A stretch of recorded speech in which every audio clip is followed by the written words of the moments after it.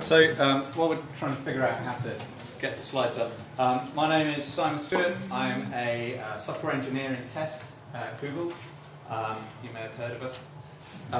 And what I tend to do is, I'm a software engineer, but my focus is on writing good, high-quality code and helping teams do that.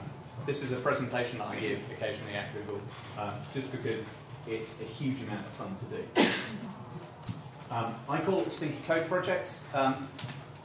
We've hopefully got some long-term net users here. There used to be a thing called the Stinky Meat Project, where a bloke bought a lot of meat, like steak, beef burger, frankfurters, and hid them in his neighbour's garden.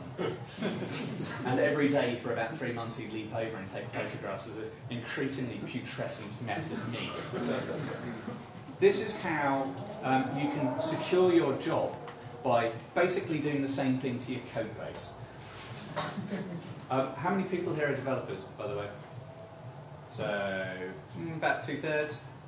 Going to list some languages. Java, almost no one. Okay, I'm a Java developer most of the time. PHP, okay, that's good. Python, C#, English text. Cool. And I'm SHS96C on Twitter. So the first thing to bear in mind is data envy. So I like to think of this as, so good, strong, object-oriented code is a great way to lose your job. If you want your job to be secure and for no one else to want to go anywhere near it, avoid all forms of object orientation. And one of the best ways of avoiding object orientation is data envy. Now, if I wanted to borrow £5 off someone, there's 2 ways I could do it. One way, I could go up to someone and say, could I have £5, please? The other way is, while they're not looking, I can club them round the head, steal their trousers, hoping they're keeping their wallet in their trousers, open their wallet, rifle through it, take 5, maybe 10, maybe 15 quid, maybe put some chewing gum back in, get them dressed, and when they regain consciousness, they have no idea what's happened. You should write your code that way.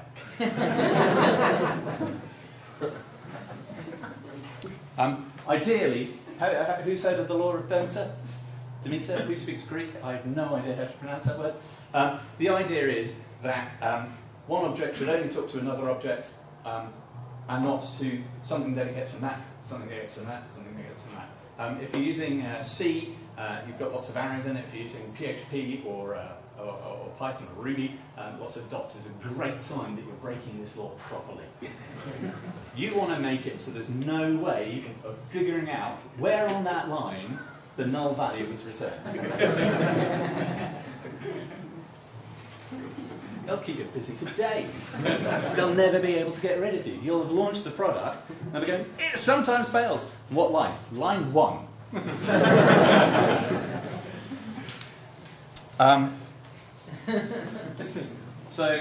Design patterns are a lovely thing.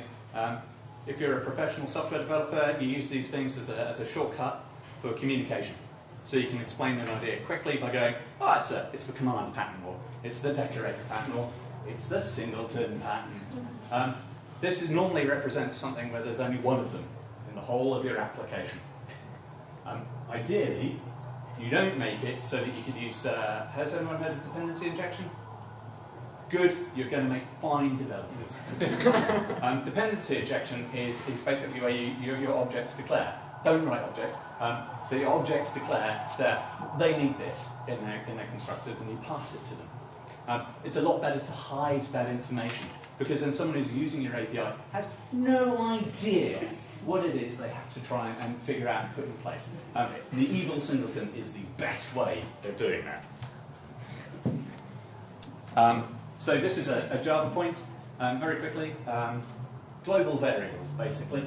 Use as many of them as you can. Just a fantastic idea. Ideally short, easy to remember names, like Jeek. Underscore. My personal favourite, $. The character, not the word. Static cling is brilliant. It basically allows you to write completely untestable code. If you're using Java or .NET or some of the languages that support the concept.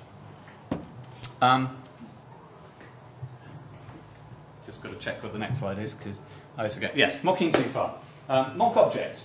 So if you're stupid enough to still be writing tests to verify that your code works the way it should, use mock objects. Yeah? A mock object is like a stunt double that you sort of throw into your code, into your tests, and it serves the role of whatever it is that you're being called, that you're calling. Ideally, don't just mock out the thing, don't put a stunt double in for the thing you're calling. Put a stunt double in for the thing that calls, or even better, the thing that calls. That will ensure that when you come to look at the test, there's 1 line of setup which is completely incomprehensible, and then your test. You know, like 1 line, and then the word verify, perhaps. And ideally what you would do is you copy and paste this stuff all the way through. So 20,000 lines of text, 5 tests, and there's 1 character different, which you have to spot with your eyes. It's great fun. So mock many layers away from the thing you're testing. While you're about it, have as many collaborators for an object as possible. Good object-oriented design talks about having 1 role and responsibility. 1? But you've got so many blank lines in your editor, you can make it do anything.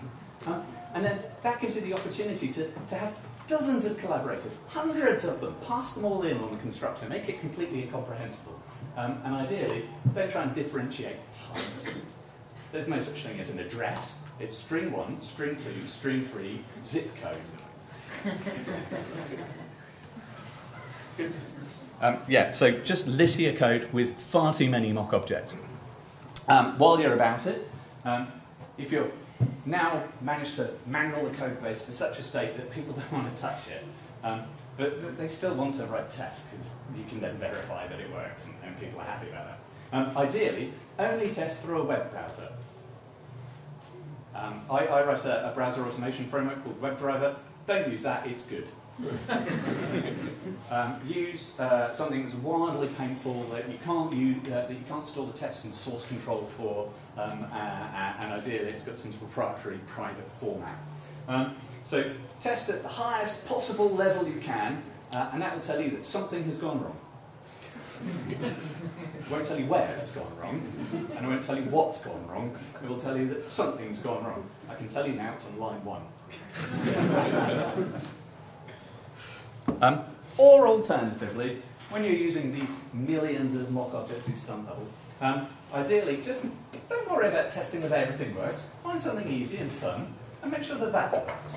Make sure the smallest atomic unit in your code base works flawlessly. Screw the rest of it.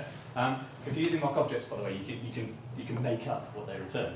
So if something's meant to throw an exception when something goes wrong, it's really funny to return a Boolean. And when you're testing at too low a level, no integration test, that's what you get. Fat constructors, this goes back. Lots and lots of collaborators. We like dependency injection, we've been told that it's a good thing.